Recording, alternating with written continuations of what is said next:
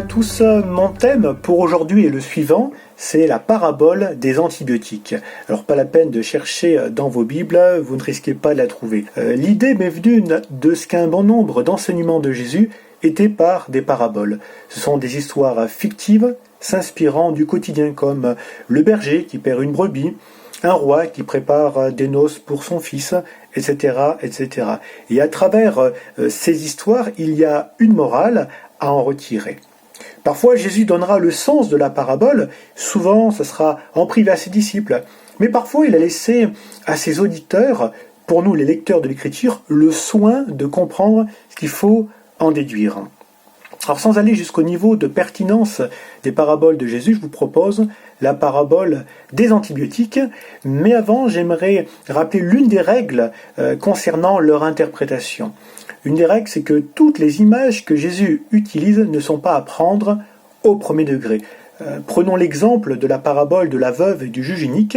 Le but de cette histoire est de montrer qu'il faut toujours prier et ne point se relâcher. C'est Luc 18, verset 1er. Et pour illustrer son propos, Jésus met en scène une veuve qui a affaire à un juge inique qui refuse pendant longtemps de s'occuper de son cas. Mais devant la persévérance de celle-ci, il finira par lui faire justice. Je rappelle cette règle, toutes les images que Jésus utilise ne sont pas à prendre au premier degré, parce que Dieu n'a rien à voir avec un juge unique, il est le juste juge. Voici la parabole des antibiotiques que je vous propose. Un homme ayant des difficultés de santé alla se rendre dans une pharmacie. Il avait déjà en tête le remède qui devait lui convenir, des antibiotiques. Le pharmacien lui demanda s'il avait son ordonnance.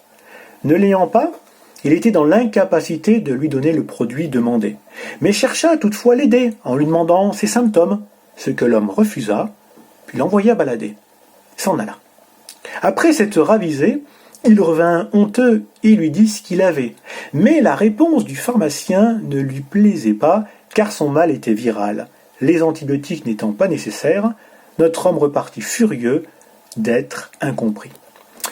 Alors soit je vous laisse interpréter cette parabole comme vous l'entendez, c'est une possibilité, soit je vous donne quelques pistes de réflexion. Allez, comme vous êtes fort sympathique, je vous donne quelques pistes. Première piste, c'est des idées bien arrêtées. Cet homme est une personne dont les idées sont bien arrêtées. Il sait, il croit savoir de quoi il a besoin, quel est le remède qui lui convient. Il me semble que la formulation qui convient le mieux est la suivante. Toute ressemblance avec des personnes existantes ou ayant existé est purement fortuite. Alors, je ne pense pas que pour rencontrer une telle personne, on doit faire beaucoup de kilomètres. Il suffit d'aller dans sa salle de bain et de regarder dans son miroir. On peut le voir, cet homme, cette femme, dont les idées sont parfois bien arrêtées. Deuxième piste, les antibiotiques, une image pour décrire l'intervention divine. Pour les non-initiés aux choses médicales comme moi, ce qu'on connaît des antibiotiques et à travers les publicités. C'est pourquoi je vais faire appel à votre culture pub. Il y a 2 slogans concernant leur consommation. Le premier slogan, c'est « Les antibiotiques, c'est pas automatique ». Bien de même, le secours de Dieu ne se fait pas automatiquement. Son secours est la réponse à une, voire plusieurs démarches d'autre part, démarches dans la foi, l'humilité et la persévérance. Le psaume 22, verset 6, version Louis II, 1910, « Ils ont crié vers toi, ils ont été sauvés, ils ont compté sur toi, aucun ne fut déçu. » Pourquoi ils ont été sauvés?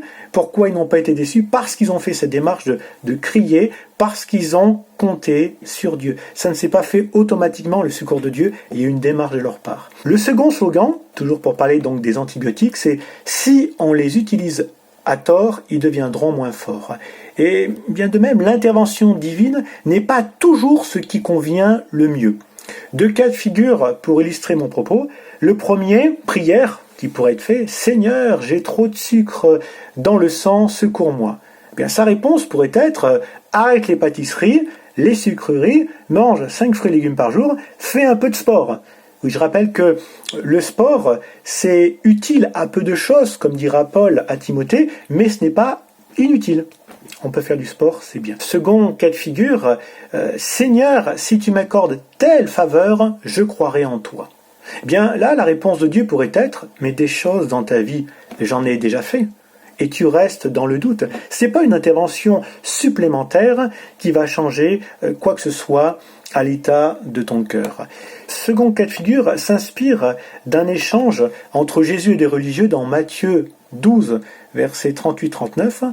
Alors quelques-uns des scribes et des pharisiens prirent la parole et dirent « Maître, nous voudrions te voir faire un miracle. » Il répondit « Une génération méchante et adultère demande un miracle. Il ne leur sera donné d'autre miracle que celui du prophète Jonas. » Et oui, parce que des miracles, ils en avaient déjà vu, mais ils étaient restés incrédules. Et je rappelle que l'incrédulité, c'est pas une difficulté à croire, l'incrédulité, c'est le refus de croire. Une intervention supplémentaire n'aurait donc rien changé à l'état de leur cœur. Troisième piste de réflexion, pas d'ordonnance, pas de remède. Toute intervention de Dieu devient possible dans la mesure où le Seigneur le déclare. Genèse 1.3, Dieu dit que la lumière soit, et la lumière fut. Lorsque Dieu dit une chose, l'impossible devient possible. Et là, j'espère qu'il y a dans votre cœur un grand Amen. L'impossible devient possible, surtout si, comme Pierre, on s'appuie sur la parole divine. Nous avons travaillé toute la nuit sans rien prendre, mais sur ta parole, je jeterai le filet. L'ayant jeté, il prit une grande quantité de poissons. Luc 5, versets 5 et 6. Sur ta parole, je ferai. L'ayant fait, l'ayant jeté, le filet, eh bien, ça a marché. La parole de Dieu s'est accomplie. Quatrième piste, ce pharmacien, une image du Saint-Esprit. L'un comme l'autre reste soumis à l'ordonnance. Pour l'un, c'est l'ordonnance du médecin. Pour l'autre, c'est l'ordonnance du divin médecin. L'un comme l'autre manifeste de l'intérêt pour celui qui souffre. Dans mon histoire fictive, on a affaire à un bon pharmacien. Dans notre histoire, le pharmacien va chercher à aider l'homme en lui demandant ses symptômes. Eh bien, dans la Bible, le Saint-Esprit est appelé aussi le consolateur ou le paraclète, celui qui se tient à nos côtés pour aider. Mais j'ai voulu introduire un élément de réflexion supplémentaire dans notre parabole. Dans notre parabole, tout comme dans notre relation au Saint-Esprit, l'aide n'est peut-être pas toujours appréciée à sa juste valeur. Dans mon histoire, l'homme va envoyer balader le pharmacien, et puis il va partir, il va revenir, mais il va quand même avoir ces démarches de l'envoyer balader. Et je crains qu'envers le Saint-Esprit, nous agissions parfois de la sorte. Je m'explique, lorsqu'au lieu d'avoir l'intervention divine espérée, nous recevons de la part d'une personne qui va inspirer une invitation à l'introspection, à la remise en question. Réagissons-nous vraiment de la bonne manière? J'en suis pas sûr. Cinquième et dernière piste de réflexion, une réponse qui ne plaît pas, puis des mauvais sentiments qui prennent place. Dans notre histoire, les antibiotiques n'étaient pas le remède adapté, car les symptômes de l'homme décrivaient une maladie virale. Si certains maux ne peuvent être résolus que par une intervention divine, pour d'autres, la vie s'en chargera. Quelqu'un donnait cette image et il disait de la jeunesse, c'est une maladie dont on guérit vite. Bien, il en est de même pour bien d'autres maux. C'est viral. Vous savez que Dieu est le divin médecin, il sait quel remède convient à tel ou tel type de mal. Et parfois, on demande son intervention pour tel problème, alors que le remède est tout autre. Soit ça sera viral, soit, eh bien, la clé, nous l'avons. Parfois, le remède, c'est que l'on pardonne, c'est que l'on obéisse, c'est que l'on fasse preuve de bienveillance. Parfois, je redis, la clé à notre problème, nous l'avons entre nos mains. Et alors que parfois on veut absolument une intervention miraculeuse, ce que Dieu a pour nous, ce qui sera efficace, c'est son conseil. C'est ça qui fera autorité, c'est ça qui marchera. Je vous rappelle cette parole prophétique qui concerne Jésus, on l'appellera admirable, conseiller, Dieu puissant, Père éternel, Prince de la paix. Et alors que nous, on veut l'intervention du Dieu puissant, le Seigneur dit, reçois mon conseil.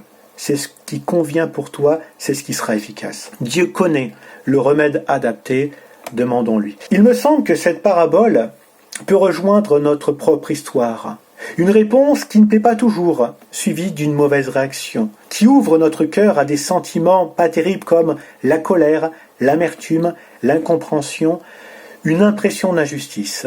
Et puis, cela peut empirer jusqu'au moment où l'on vienne à la rupture avec celui qui nous donne la vie. Mais quelle mauvaise idée! Quelle mauvaise idée, parce que Dieu n'a pas dit, Dieu n'a pas fait ce qu'on attendait de lui, d'en arriver jusqu'à la rupture. C'est comme quitter son gilet de sauvetage en pleine mer déchaînée. C'est une très mauvaise idée. Je conclus. Le premier sentiment qu'on peut avoir en écoutant cette parabole des antibiotiques est de se dire, excusez-moi, c'est le chat, c'est de se dire, il est pas bien ce gars, il devrait faire confiance aux autorités compétentes. Je pense en effet que c'est la première morale à en retirer.